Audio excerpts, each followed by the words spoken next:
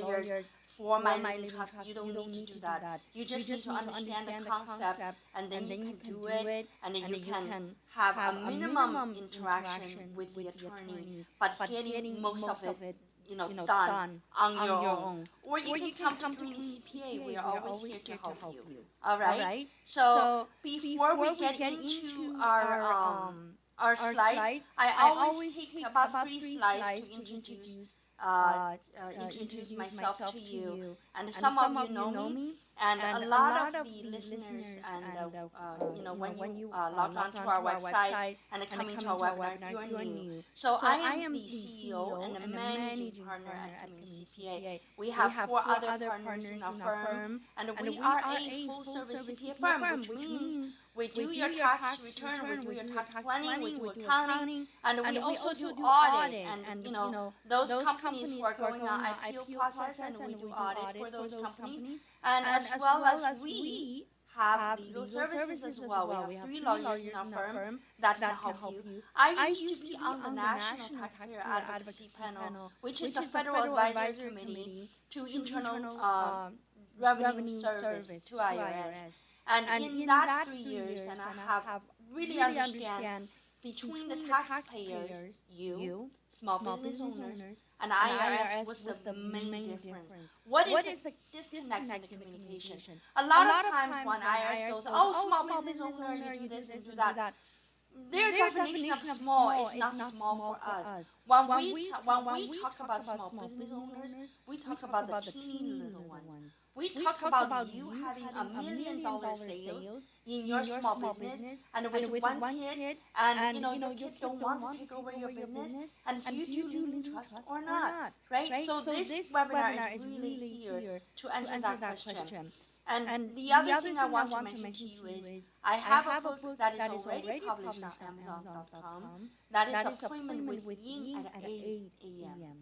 8 a.m. is the starting of the day and the starting of your business. So the subtitle of the book is called The Starting Up of Business. In this book, I have a person, his name is Jose Hernandez. That's a real person. Of course, the name, I changed the name, but that's a real person's story. Every person you find in my book is actually a real client.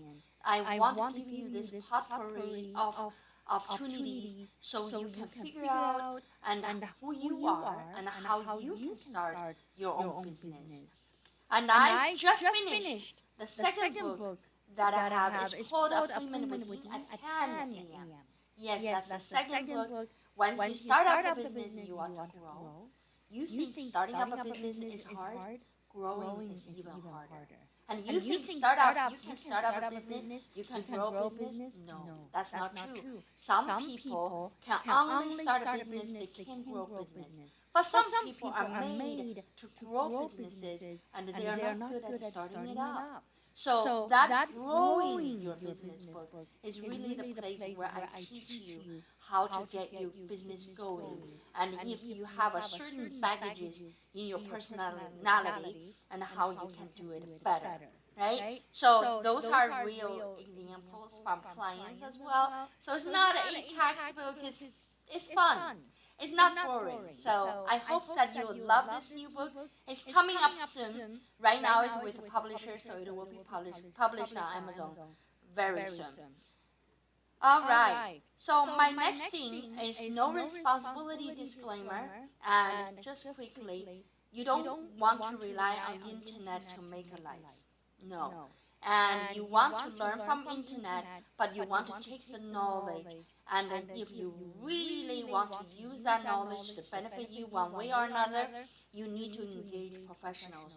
Don't just go by the internet, because there's no authority to certify the knowledge on the internet. It's not like if you work with a CPA firm are regulated by the trade association, like AICPA and FASB. All these rules are guiding CPA firms to act in a certain way. But if you go for some bookkeeping companies or tax preparers, they're not regulated. So their knowledge, what they say, it doesn't need to be right because they are not regulated in any way. Same thing with internet information is not regulated. So you just need to take your own judgment, making sure that you protect yourself. All right, let's dive into what is living trust. I know this is $1 million question when people come in and goes, I have a friend and has a living trust. Should I have one? Should you have one? I hope you have an answer at the end of this webinar. So living trust, just by its words, living means you're still alive. So you're not dead, you're living. So you make a living trust means you created a trust. You created an entity. You created a tool, and while you are still alive. And trust, in many ways, representing an entity or a thing that probably don't belong to you. And I'll give you two other examples. When we talk about trust fund in business world, do you know what is trust fund in business world? Your sales tax that you collected from your customer, that is trust fund. And your payroll taxes you withhold from employees, and that is your trust fund. Those trust funds don't belong to you, don't belong to business owners. It belongs to the government. Okay? So living trust is almost like you giving up your own entitlement. You give things to the trust. So the trust is separated from you. But living trust is not so separated yet, because you're still alive. So it is your shadow. But as soon as you are dead, then the trust becomes a separate entity, will obtain a EIN number, almost like your social security number, right? So living trust is a legal arrangement established by you during your lifetime to protect your asset and go through and direct your distribution after you are gone. So when we set up a living trust, it is really nothing. It's not like you're gonna pay taxes on the living trust and you're gonna do anything with it. No. Living trust is just a thing you set up to guide what happens after you are dead. It becomes an effective legal entity when you are dead. Okay? It is so hard to talk about we are dying. We're dead, right? And, some people take the attitude like, I don't care. If I die, I die. Whatever they deal with. That's okay. But if you have a business that is making money, small business, but it makes money on its own, right? And you have children.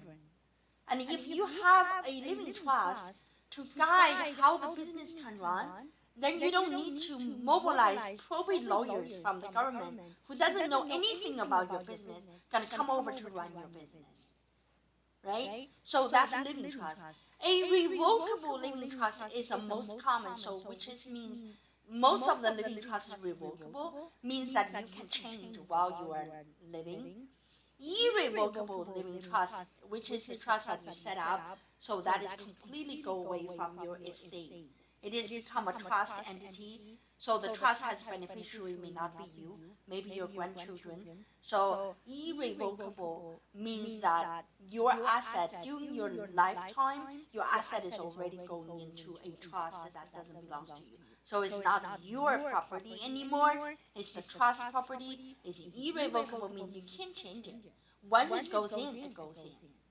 All right? So at death, the asset will pass through the trust to the designated beneficiaries without going through probate. So what is probate? Probate is a new word too, right? For new immigrants, who knows about probate? There's not even the lawyer at the place I come from, and we come from the war-torn country, so there's no laws and nothing. The lawyers, there's no such a thing about lawyers, no such thing about probate. And all of these definitions, all of these terms are really coming from a nation that had so long of a peaceful life. You can imagine right now, Ukraine and Russia, who's going to care about probate? I mean, everybody is dying, things are getting destroyed. It's a war, right? So those kind of things we're talking about is really in the civilized society when we don't have those kind of disorders and the people are living and dying properly, and you can pass on your property to your next generation without worry about the bomb just gonna be blow you up. And those are luxuries, isn't it? So probate lawyers are luxury item for the government. Because the government, the state government will hire those probate lawyers. They will be the one taking care of the people who died but leaving no will, no instruction, and then the heirs fighting over the property. The probate lawyers would come in to take it over. So, and those are, the living trust is really a mean that to say goodbye to probate lawyers. I don't need you to manage my asset. I'm going to organize everything. I know my oldest child would come in to manage the trust. So you keep the probate away, okay? And this is a future planning tools, and for used to be for the rich. Trust me, there's a lot more richer people today than before. You know, of course, I'm in community CPA business for 20 some years, and I see more and more people are created their future already. They're wealthy, they're well-doing, and if they don't do living trust, they just leave everything with appropriate lawyers, that would be a sad consequences. And what does estate means for those who are not rich? So in my, on my slides, I put that there because do you know that estate is not even a verb, not even a word for me when I was young. I grew up in China and a communist country at the time, and there's no such a word you can translate estate. So when I came to Canada to study English, to study accounting at the college, and making up the balance sheet, there's equity, there's estate, there's things like that in the vocabulary. It is so difficult for me to understand. So I understand why some of those immigrants, when they start doing business, we talk about, oh, you have a lot of estate. You really need to manage that. You have a lot of equity, and make sure you take care of that. It is kind of a hollow word. They don't get it. So let me just give you the very simple answer for estate. Estate is everything worth money that you cannot take with you when you die, and you're going to leave it for somebody else. That's estate. Just think about it. You have a lot. You have your jewelry, you have your house, you have your car. If you die tomorrow, and everything that worth something is your estate. But the probate lawyers, the probate charges are not on the value of the net value of the estate, which I mean, you may be buying a car, it's a $60,000 car, but you pay $25,000 down payment, the rest is loan. When probate lawyer comes to calculate probate charges, they calculate on the whole value. So you could end up with a lot of loan but calculated into estate value. Then you have to pay cash for the 3 to 7% probate charges. So with that said, you understand why it is important to avoid probate charges, right? Because it just really depends. Do you really have cash to do that? A lot of Iowa farmers, like in the Midwest, Iowa farmers has a lot of farmland, right? After they die, the farmland still have a loan, but the farmland worth a lot more. So the farmland price went up. There's a big loan related to it. You can imagine if it is 3% of the 3 million, the heirs have to come up with $300,000 probate charge to pay. If they don't have that cash, what do? They sell the land. And when generation doing that create a problem, because nobody would own a big land anymore, because they start chopping it off and paying for probate charges, right? So this is what we call not planning the future properly. So everyone should be responsible for the future, unless you're one of those just don't care about what happened after I die, right? All right. Many immigrants do not understand the concept of estate or having ideas about preserving wealth, creating generational wealth, because we come from a life that we didn't see that in our parents. Our parents didn't give us estate, right? So you don't think of that. But do you realize that your children will be living with other children in the United States of America? Every child would have estate from their parents. So how could you not think about it? And you do. And a small business owner, yes, you do need to think about it. All right. So now you say, do I need a living trust? Think of following scenarios. I had a health issue, but my business is losing money right now. Do I need a living trust? And if you have a health issue, you don't know when your days is coming, and your business is struggling, you need to have a living trust. Because living trust will help you to designate someone to help you sell your business, at least pay down some of the debt you have, and so your children not gonna take over that, right? And I am by myself with no kids. I plan to sell my business when I'm 60. Do I need a living trust? What if it didn't come to the 60? And you need a living trust because you can donate your business to other nonprofit organizations, right? And if you can make that plan when you are still alive, and then maybe you live to 70, then you can continue to update your living trust. Maybe by the time you live to the 70, you adopted a child already. So you change your living trust, right? I have a small house and 5 grown children. John is disabled from birth. I want to give this house to John. Do I need a living trust? Absolutely. As a parent, we should not cause our children to have fight among them. Should not do that. The sad thing is, it happens. I have just not too long ago, I have a couple already in their 60s, and parents pass away. So there are 5 siblings, they're fighting over estate. So all of them are 70s, 60s. Can you imagine people at that age fighting over mom and dad's not clear wills and indecisive living trust? So they do have a living trust, but the trust itself didn't have a good language for splitting things. So they're fighting over small things. You don't want that. If you want to leave that house for John in your living trust, that needs to be spelled out really clearly. I have this huge loan with my bank for this business. I am not doing well lately. Do I need living trust? Absolutely.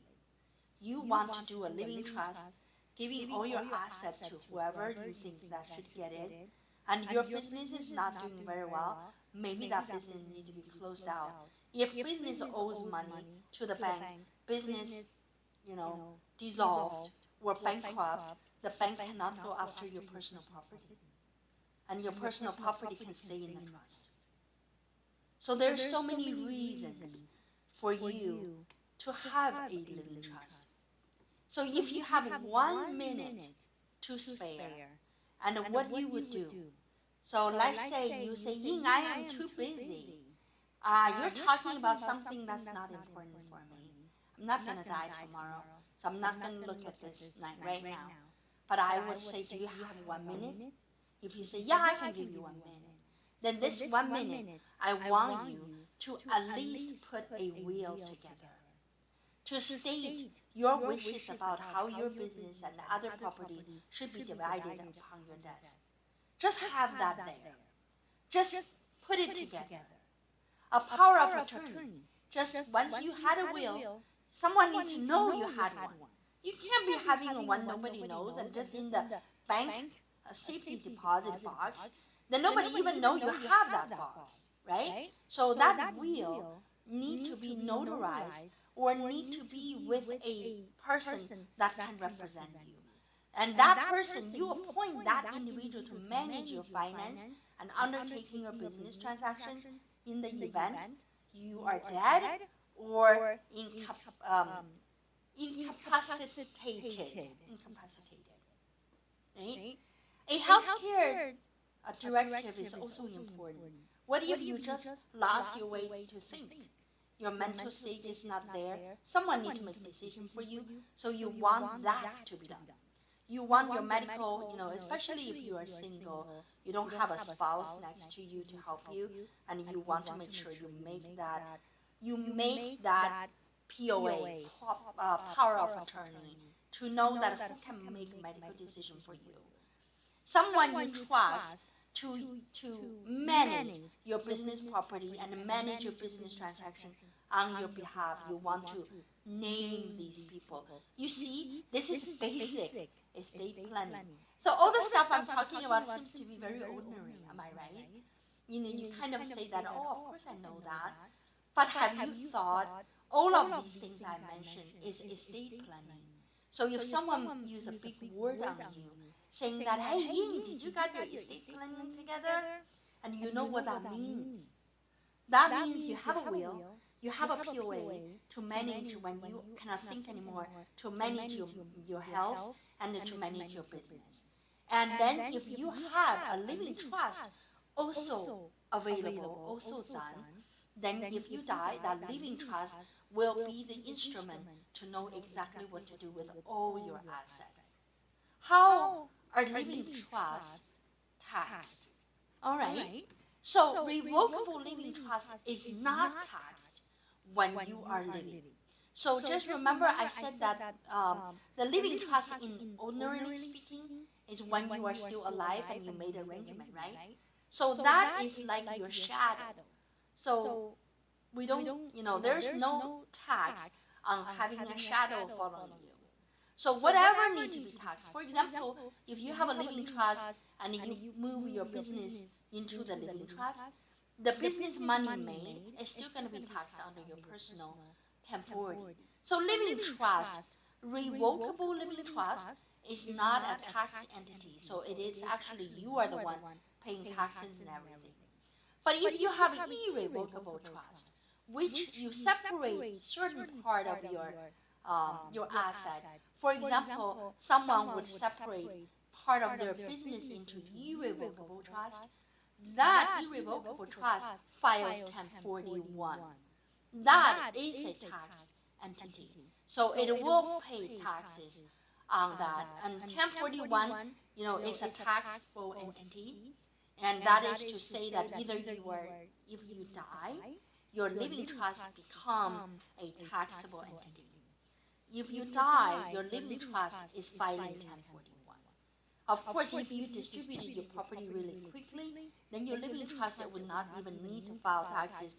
It is already going over to your children, people who take over your asset, so you don't need to do that. But otherwise, you would need to file a 1041 for your living trust, and before they empty out all your assets. So, someone would say that, well, Ying, I heard of if you have an estate, you have to pay taxes, and, what is that? So, do I need to pay taxes, and how much? So, if someone passed away in 2023, and their estate value worth is 12.92 million or less, you don't need to worry about the federal estate tax. So it depends on which state you live, depends on which state is your resident state. Every state has a different estate tax. Some states don't have estate tax, some do. And the state have estate tax, they don't have inheritance tax.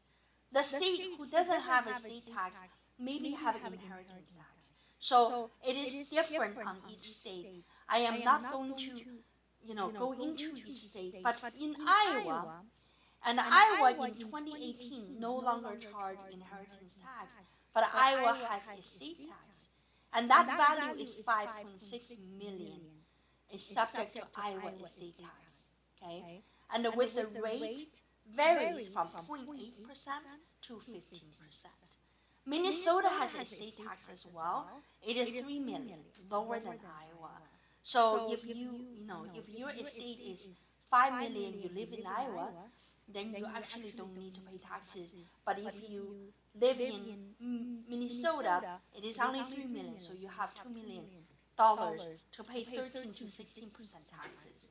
So they do tax on a state, but knowing that it's the federal is one kind of rule, then you have different state have a different rule. So it's not really the same. People will say that, oh, you didn't make 12, your estate is $12 million less, and don't worry, you don't pay taxes. That's not exactly true, and it depends on which state you live in. All right. So having a living trust can be part of your tax planning. And this is where, at our firm, we do annual tax plannings with our taxpayers. People who have businesses and, many businesses, and would come in the last quarter of the year, we actually do tax planning. Our tax planning is is one of our signature products. We chart them out. So when we're doing the tax planning, if you have a living trust that you set up with our firm, and we will update your living trust, because one example I gave you not too long ago, one of our clients came over, parents died, but the parents' living trust wasn't updated, so they're all adult children, but one of the adult children was not even on the trust because the parents just did not update the living trust. So when you have a living trust, it is really need to be updated every year, because you just don't know. Maybe one of the child you trusted the most start taking drugs and changing the way of life. Then you don't want this person. You don't want this child to be the trustee. You don't want this child to be in charge of your money. So there's reasons for us to change our living trust while life goes. So I would recommend you to tie your living trust update with some annual event. For example, if you renew your life insurance with your agent, you can do that time. And if you file your income tax return every year, you trusted your tax preparer, the company like Community CPA, then you come in to do your year-end tax planning and also get your living trust updated. So maybe maybe those estate taxes is not an issue, but it would be a good practice to have a living trust, so you stay away from the 3 to 7% of probate tax, right? So it is always a prudent move. It's never too early. It's never too early, but it's always too late when you think you should do living trust and you didn't. I have one client was going through a major surgery, so we have to go to the hospital to get the living trust updated, just because it's a life event. It may not have another opportunity to update this living trust, and because it's set in a certain way, it didn't get updated for several years. So let's make sure if you have a living trust, you update that. So family living trust is a center hub for your estate planning. And you use that trust instrument, you use this document to manage, to control, to distribute your asset during your lifetime and after your death. So whatever you are doing, you're planning during your lifetime, after your death, it becomes set in stone, cannot change. Okay? So inside of this living trust, inside of the living trust, there's a couple of things that I want to mention to you. So you will ask me, hey, what does living trust looks like? It looks like a book, not so thick of a book, but inside of the living trust, normally you will see these items. You will see a schedule of assets, which are things worth money for you. You already listed it. And rental properties, your properties and your jewelries and your anything that you worth of something. The final will, which will always be updated, right? The final will for the moment then maybe next year you change it, so you can always update your will. But that will inside of living trust is the final will. So you want to make sure you can update that. And the HIPAA authorization, this is the medical related authorization, that should be in there. And the trust agreement, which is the one that you make arrangement. And you will say that, well, my disabled son, John, should get 50% of my work. Then the other two children don't need to have that much because they're not disabled. So those are the arrangements you make will come through in the living trust. And POA, power of attorney, you always want to update that. So, who is your trustee? You are the grantor for the trust, right?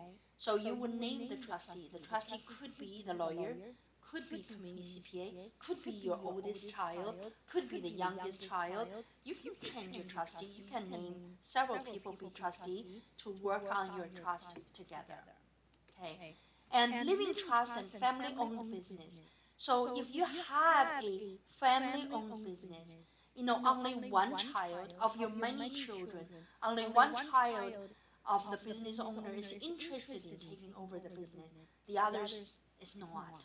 So in your living trust, you can map out how to be fair. Okay, so that happens so often. I'll tell you that I probably have not seen any business owner with multiple children, all of them equally interested in the same business. Not. Most I see are the one with one or two children interested in the business, in the different area of the business, but the other children are not. So this living trust is a place you can map it out. So maybe the one who works in the business can be the business, but maybe the shares are all equal, but just the one that who works the business and also get paid by the business and also make decisions, but the other children would still have their fair share percentage of the profit from the business. And in your living trust, you can also keep the business asset within the bloodline. So you can name it. You can say that it belongs to this person. If you are married, if this is your second marriage, you have children and your spouse also have children, but your business, you want that to be just for your children, how could you not have a living trust? You have to. So you may ask me that, does that mean I need to have a living trust on my own? Yes. You can have a living trust on your own. You can also have a combined one, but list out what's going to happen after you die. So living trust, if you are a couple having one living trust, then the trust will become a separate entity when the second spouse dies. So when the first die, the trust will just gonna have the spouse take over whatever you have. Then when the last spouse die, it is where the trust gonna become gonna have a EIN number, and you're gonna file taxes for that, and you're gonna distribute the trust asset. All right.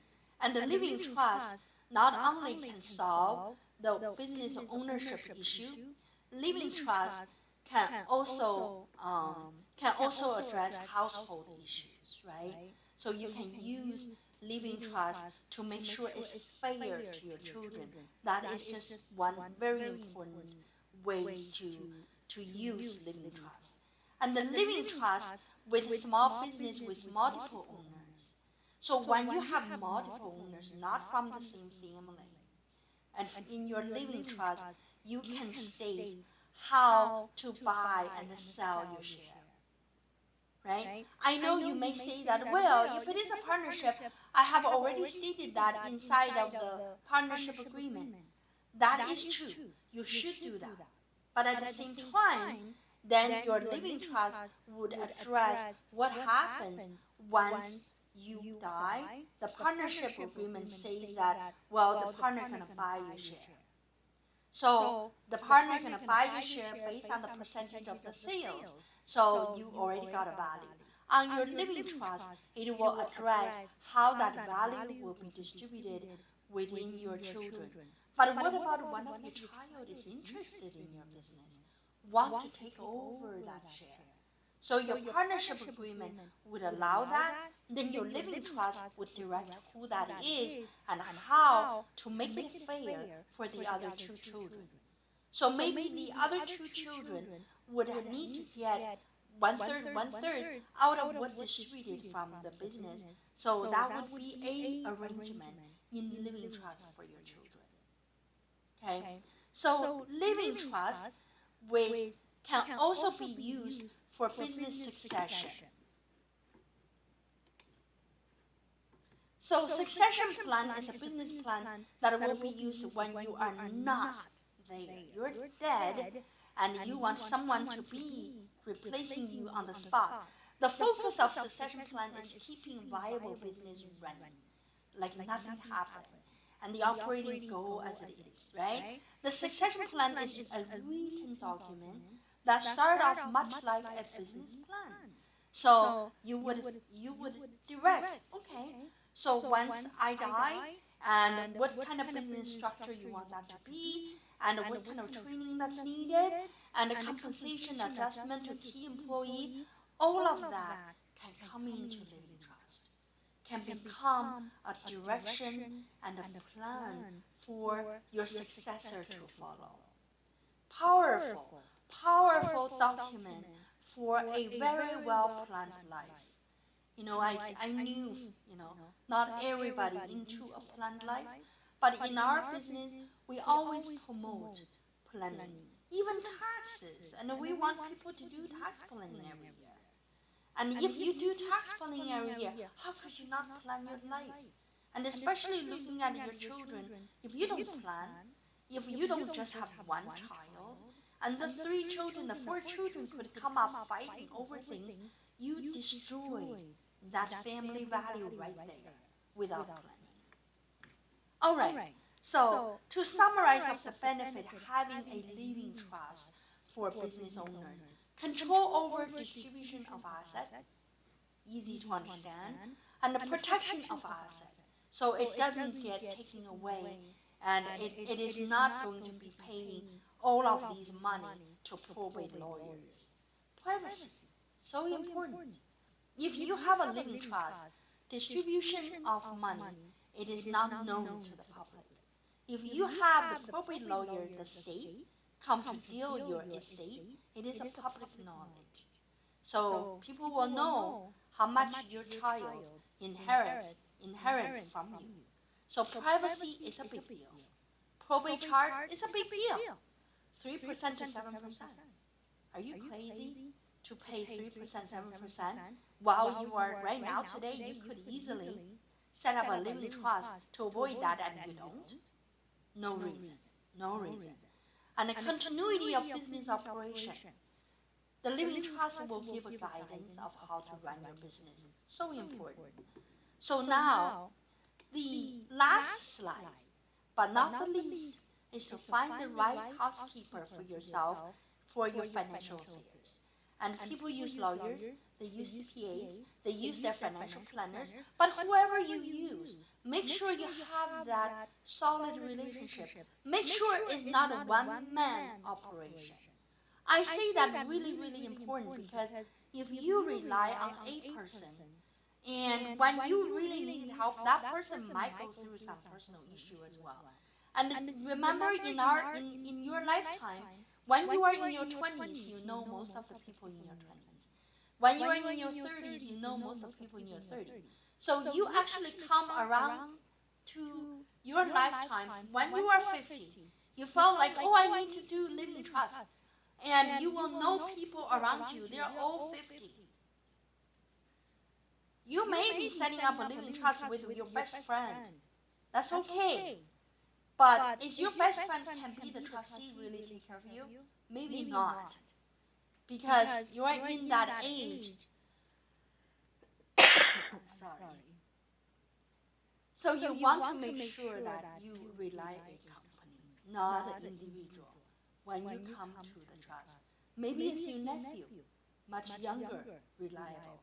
But if you were going to assign someone as a trustee, I'm sorry, then you are actually looking at an organization. So you must be able to trust that person or that company to give that honor to the person to take care of you when you are incapacitated or dead, right? So I want to briefly talk to you about how we operate at Community CPA to be the person that take care of your living trust. So here we have attorneys in our firm, so we can set up your living trust for you. While we are setting it up, one advantage we have here is that we already working on your taxes. So we know your asset. We know how you make money. We know what you are going with at your business. So with that said, it can be an easier process to set it up. Once it's set up in our system, and we actually label you as our living trust client, so when we do your annual tax return, we actually will review your living trust with you as part of the year-end planning. And if you are not doing year-end planning, the living trust will just be an item for us, a project for us to give you, at least give you a call. Hey, did you got a new baby this year? And you probably goes, oh yeah, I forgot to tell you I got a new baby. So those are important items to be on the living trust. So we actually will work with you on an annual basis to update your trust. And then, and when you do have issues, changes for trustees, and we will help you to update that. And a lot of times we develop a relationship with your children, with your adult child, and really guide them through what they need to do. And that planning is a super good planning for the next generation. If you are one of those clients we have, you know we admire you because you really did spend time and energy to plan the future. And that is the power of a living trust. So now, tell me, are you going to have a living trust or not? The answer is, if you have a business, yes, you need one. All right, so that concludes our 3 p.m. webinar today. Folks, I apologize for my voice. And you can email Catherine at communitycpa.com. She will be the one that's selecting the topic for us, because all the questions coming through to her, then she will be getting the topic for us and helping us to go through the research and making sure that we put out a useful information for you. Our firm is the only CPA firm you will find open Monday to Saturday every week, not just for tax season, for every season. So we regularly open on Saturday. You can pick up the call us, and we will have staff on board and to provide service to you. So I'll talk to you again, and have a great weekend. Bye-bye.